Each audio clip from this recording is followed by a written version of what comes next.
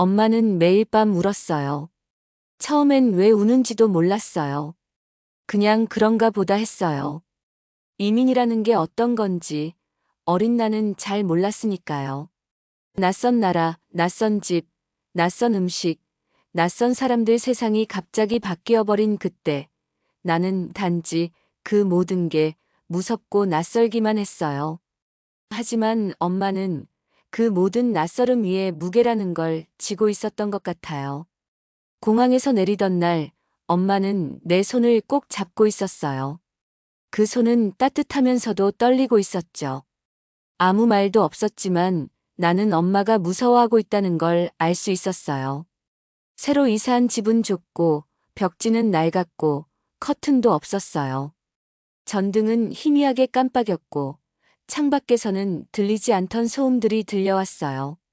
그날 밤 침대도 없이 이불을 깔고 누운 엄마는 조용히 이불 속에서 울었어요. 나는 모르는 척, 자는 척 했어요. 하지만 그 소리를 잊을 수가 없어요. 그날 이후로 엄마는 매일 밤 울었어요. 아빠는 일찍 나가고 늦게 돌아왔어요. 손은 까지고 얼굴은 자주 붓거나 멍이 들어 있었어요. 말은 줄었고 식탁에서는 늘 조용했어요. 엄마는 그런 아빠를 보면서 아무 말 없이 식사를 차렸고 그 식탁 위에는 언제나 따뜻한 국이 놓여 있었어요. 엄마는 일하지 않았지만 매일 피곤해 보였어요. 나는 그게 이상했어요. 일도 안 하는데 왜 저렇게 피곤할까? 어린 마음에 그런 생각을 했죠. 나중에야 알았어요. 언어가 통하지 않는 나라에서 하루 종일 아무 말도 하지 않고 있다는 것이 얼마나 고독하고 무거운 일인지. 학교에 가기 시작하면서 나는 더 많은 낯섦과 마주했어요. 내 이름은 이상하게 발음됐고 내 도시락은 냄새가 난다는 이유로 놀림을 받았어요. 선생님은 친절했지만 내가 무슨 말을 하려는지 이해하지 못했고 나는 그저 조용히 고개를 숙였어요. 친구를 사귀는 건 너무 어려웠고 쉬는 시간마다 화장실에 숨어 혼자 있던 날이 많았어요. 그럴 때마다 나는 우리 가족은 왜 여기에 와야 했을까? 라는 질문을 속으로 삼켰어요. 어느 날 집에 돌아와 보니 엄마가 부엌에 쪼그려 앉아 있던 게 기억나요. 아무것도 하지 않고 그냥 바닥을 바라보고 있었어요. 조용히 다가가 물었어요. 엄마, 괜찮아? 엄마는 급히 웃으며 대답했어요. 괜찮아, 엄마는 괜찮아. 하지만 그때 나는 알았어요. 엄마는 괜찮지 않았다는 걸. 엄마는 매일 밤 울었으니까요. 이민이라는 건 단지 나라를 옮기는 게 아니에요. 삶 전체가 재조립되는 거예요. 기억은 제자리에 두고 이름도, 언어도, 직업도, 자존심도 처음부터 다시 만들어야 해요. 그리고 그 과정 속에서 가장 많은 것을 내려놓는 사람이 바로 엄마였어요. 엄마는 고향에서 음악을 가르치던 사람이었어요. 동네 아이들이 엄마에게 피아노를 배우고 노래를 부르며 웃던 시절이 있었대요. 하지만 이민 후 엄마는 더 이상 피아노를 치지 않았어요. 손끝은 설거지로, 청소로, 삶에 버티는 끈이 되었고 음악은 작은 상자에 고이 접혀 방 한구석에 잠들어 있었어요. 나는 점점 자라면서 엄마의 울음을 기억하지 않게 되었어요. 어느 순간부터 엄마는 울지 않았어요. 아니, 울지 않는 것처럼 보였어요. 웃음이 늘었고 농담도 했어요. 하지만 나는 안다고 생각했어요. 엄마는 여전히 마음속 어딘가에서 매일 울고 있다고. 내가 중학생이 되었을 때 학교에서 부모님을 초청하는 발표회가 있었어요. 나는 엄마를 초대했어요. 엄마는 처음엔 망설였지만 결국 오셨어요. 내 발표가 끝난 뒤 친구들이 엄마에게 다가와 너희 엄마 너무 예쁘다라고 말했어요.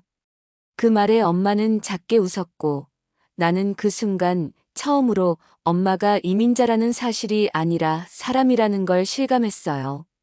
나는 그날 이후로 엄마와 더 많은 이야기를 하려고 노력했어요. 매일 학교에서 있었던 일을 말하고 내가 좋아하는 노래를 들려주고 한국어 단어를 가르쳐 줬어요. 어느 날 내가 엄마에게 물었어요. 엄마, 예전에는 왜 그렇게 자주 울었어? 엄마는 잠시 조용히 있다가 말했어요. 그때는 그냥 너무 무서웠어. 내가 잘못해서 너희가 다치는 건 아닐까? 너희가 나처럼 외롭게 되는 건 아닐까? 그런 생각이 너무 많았거든.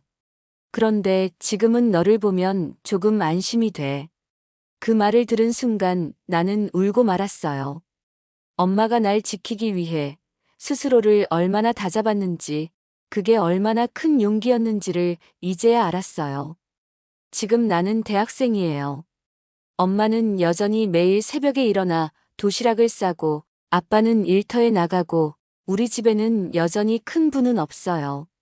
하지만 지금 우리 가족은 웃어요. 그리고 그 웃음 속에는 더 이상 울음이 숨어 있지 않아요.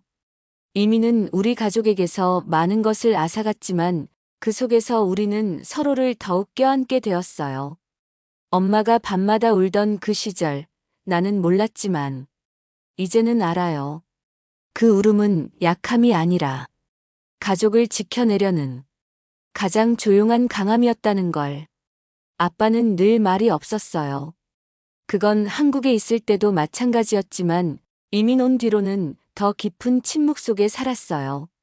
아빠는 항상 무거운 발걸음으로 출근했고 늦은 밤 말없이 돌아왔어요. 집에 돌아오면 양말을 벗고 손을 씻고 물 한 잔을 마시고 조용히 TV 앞에 앉아 아무 말 없이 화면만 바라봤어요. 말을 걸면 웃었지만 말이 길어지지는 않았어요. 고개를 끄덕이고 고맙다고 하고 미소를 짓고 그게 전부였어요. 나는 그게 이상했어요. 왜 우리 아빠는 다른 집 아빠들처럼 농담도 하지 않고 밝은 소리로 아이들을 부르지도 않고 내가 학교에서 상을 받아와도 그저 그래, 잘했네라고만 말하고 마는지. 어릴 땐 그게 아쉬웠어요. 친구들은 아빠와 공놀이를 했다고 자랑했지만 나는 아빠와 함께한 기억이 많지 않았거든요. 아빠는 쉬는 날에도 쉬지 않았어요. 새벽부터 나가 벽지를 붙이거나 페인트 칠을 하거나 누군가의 잔디를 깎으러 갔어요. 일이 없으면 잠을 자고 잠을 자다 깨어도 말없이 조용히 집안을 돌아다녔어요. 그런데 어느 날이었어요. 엄마가 아픈 날이었죠. 갑자기 열이 나고 하루 종일 누워 있었어요. 그날 저녁 아빠가 시장에서 국을 사들고 들어왔어요. 한 손엔 국, 한 손엔 작은 봉투가 있었어요. 아빠는 아무 말 없이 국을 덮이고 엄마 앞에 놓아줬어요. 그리고 봉투를 내게 주며 말했어요. 내가 엄마 대신 해줘야 해. 그 봉투 안엔 약과 손수건, 그리고 내가 어릴 때 썼던 작은 노트가 들어 있었어요. 그 노트 안엔 아빠가 조용히 적어둔 한국어 일기들이 있었어요. 이민 온 첫 해부터 시작된 기록. 그 안엔 이런 문장이 있었어요. 아이들 앞에서는 울 수 없다. 돈을 벌지 못하면 가장이 아니라는 생각에 가슴이 무겁다. 영어는 여전히 낯설고 내 이름조차 누구도 기억하지 못하지만 오늘도 아이들이 먹을 빵을 벌기 위해 나간다. 그 글을 읽는 순간 나는 울었어요. 말이 없었던 아빠는 말 대신 살아내고 있었던 거였어요. 자신의 손으로, 굳은 살로, 땀으로 우리를 지켜낸 거였어요. 그 이후로 나는 아빠의 침묵을 더 이상 무겁게 느끼지 않게 되었어요. 말 없이 일어나는 새벽의 발소리, 가족이 잠든 뒤 조용히 세탁기를 돌리는 소리, 겨울밤 물티슈를 데워 엄마 이마에 얹어주는 손길. 그 모든 게 아빠의 말이었어요. 우리를 사랑한다는 말, 이 삶을 끝까지 붙잡고 있다는 말. 가끔 아빠는 나에게 조용히 묻곤 해요. 힘들지 않냐? 그 말에는 수천 마디가 들어있어요. 미안하다. 고맙다. 널 믿는다. 지켜주고 싶다. 나는 그때마다 고개를 끄덕여요. 그리고 이렇게 말해요. 괜찮아요, 아빠. 그냥 아빠가 옆에 있어서 좋아요. 이민 온 지 몇 년이 흘렀지만 우리 집엔 아직도 커튼이 없어요. 밤이면 창밖 불빛이 그대로 비치고 아침이면 햇살이 그대로 쏟아져요. 처음엔 그것이 창피했어요. 다른 집들은 예쁜 커튼이 달려 있는데 우리 집엔 늘 커튼 대신 낡은 블라인드가 조금씩 기울어져 있었거든요. 그런데 어느 날 엄마에게 조심스레 물어봤어요. 엄마, 우리도 커튼 달면 안 돼? 엄마는 웃으며 말했어요. 커튼 없어도 괜찮잖아. 햇살 들어오는 게 난 좋아. 그때는 잘 몰랐어요. 하지만 나중에 알게 되었어요. 엄마는 늘 빛을 향해 문을 열어두는 사람이었어요. 밤에 울던 엄마, 아침이면 조용히 창문을 열고 식탁 옆에 앉아 커피를 마시며 창밖을 보던 엄마. 그 빛이 엄마에겐 희망이었고 위로였고 무너져버리지 않게 붙잡을 수 있는 하루의 시작이었어요. 우리 집엔 커튼은 없지만 웃음이 생겼어요. 엄마는 이제 울지 않아요. 아빠는 여전히 말이 없지만 눈빛은 따뜻해요. 나는 이제 그 나라의 언어로 친구들과 편하게 이야기하고 시험에서 좋은 점수를 받아오고 선생님에게 칭찬을 받아요. 그럴 때마다 엄마는 말없이 나를 안아줘요. 그리고 작게, 아주 작게 속삭여요. 이제 괜찮아졌구나.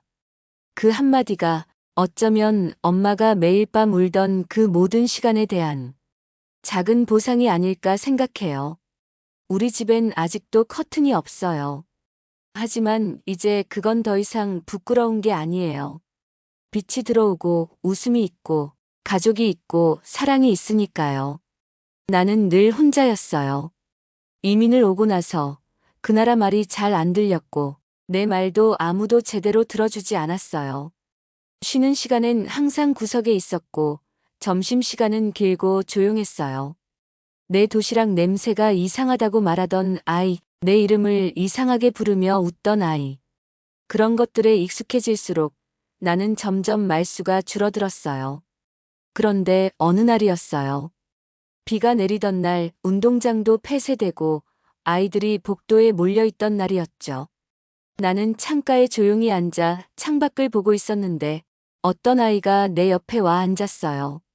그 아이는 내 도시락을 보더니 물었어요. 이거 뭐야? 냄새가 좋아. 나는 놀라서 대답을 못했어요. 하지만 그 아이는 웃으며 말했어요. 한 입만 먹어도 돼? 나는 조심스럽게 젓가락을 건넸고 그 아이는 진짜로 한 입을 먹었어요. 그리고 말했어요. 맛있다. 너희 나라 음식이야?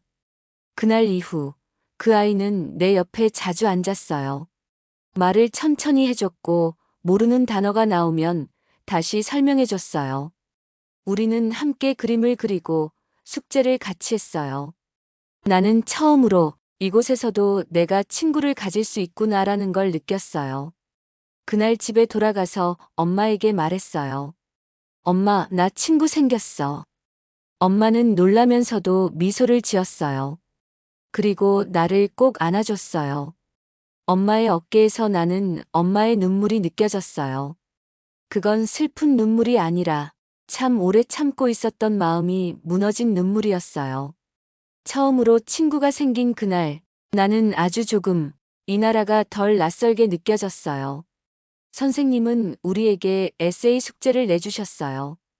주제는 내가 겪은 가장 특별한 순간. 친구들은 가족 여행이나 생일 파티, 자전거를 처음 배운 날 같은 걸 썼어요. 나는 멍하니 종이를 바라봤어요. 무엇을 써야 할까? 특별한 순간이라는 단어는 나에게 조금 슬프게 느껴졌어요. 왜냐면 내가 떠올릴 수 있는 특별한 기억들은 다들 조금씩 아프거나 울음이 섞여 있었거든요. 그래도 나는 써보기로 했어요. 내가 처음 그 나라 공항에 내렸던 날, 엄마가 밤마다 울던 날들, 아빠의 침묵, 학교에서 처음 들은 놀림, 그리고 친구가 생긴 날까지. 처음엔 글이 잘 안 써졌어요. 하지만 한 줄, 두 줄 적어갈수록 내 마음속에서 무엇인가가 흐르기 시작했어요. 그건 오랫동안 말하지 못했던 감정들이었어요. 나는 내 이야기를 적으며 울었어요. 글을 쓰면서 처음으로 내가 얼마나 두려웠는지, 얼마나 외로웠는지, 그리고 얼마나 참고 견뎌왔는지를 나 스스로 알게 됐어요. 숙제를 제출하고 나서 며칠 뒤 선생님이 내 글을 교실에서 읽어주셨어요. 모두가 조용히 들었어요. 누구도 웃지 않았고 그저 가만히 진심으로 들었어요. 그날 이후로 몇몇 친구들이 나에게 다가와 말을 걸기 시작했어요. 너 진짜 멋있다. 그런 일 겪은 줄 몰랐어. 우리 같이 점심 먹자. 나는 알았어요. 나의 이야기를 누군가에게 들려준다는 건 부끄러운 게 아니라 용기라는 걸. 나는 처음으로 내 이야기를 글로 썼고 그 글이 나를 사람들과 이어주는 다리가 되었어요. 엄마는 지금도 피아노를 치지 않아요. 고향에서는 음악을 가르치던 사람이었지만 이민을 온 후론 손끝이 다르게 굳었어요. 설거지하고 청소하고 아이 도시락을 싸느라 바빴던 손.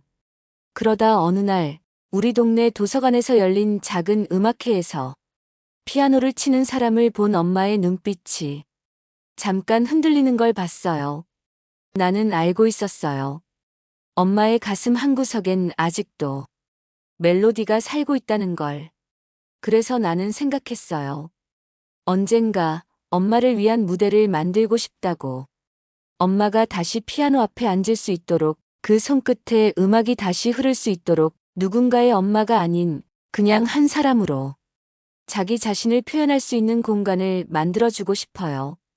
그래서 나는 지금도 글을 쓰고 음악을 듣고 언젠가 엄마와 나 그리고 우리가 걸어온 이야기를 하나의 공연으로 만들고 싶다는 꿈을 꾸고 있어요. 엄마는 지금도 그 말을 들으면 웃어요.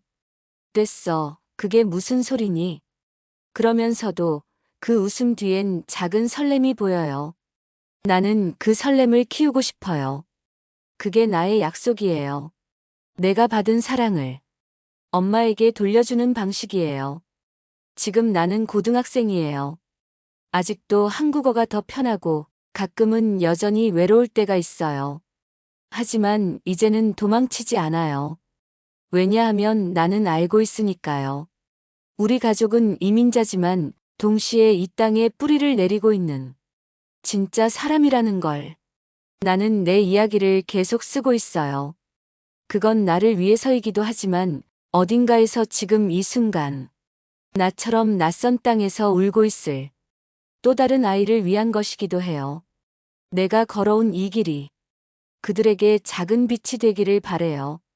엄마는 더 이상 울지 않아요. 아빠는 여전히 조용하지만 이젠 미소가 많아졌고 나는 내 이름을 당당하게 말할 수 있게 되었어요. 이 모든 것이 울음으로 시작된 이야기였다는 게 믿기지 않아요. 엄마의 눈물, 아빠의 침묵, 나의 두려움. 그 모든 것들이 모여서 지금의 우리를 만들었어요. 그리고 이제 나는 누군가에게 이렇게 말할 수 있어요.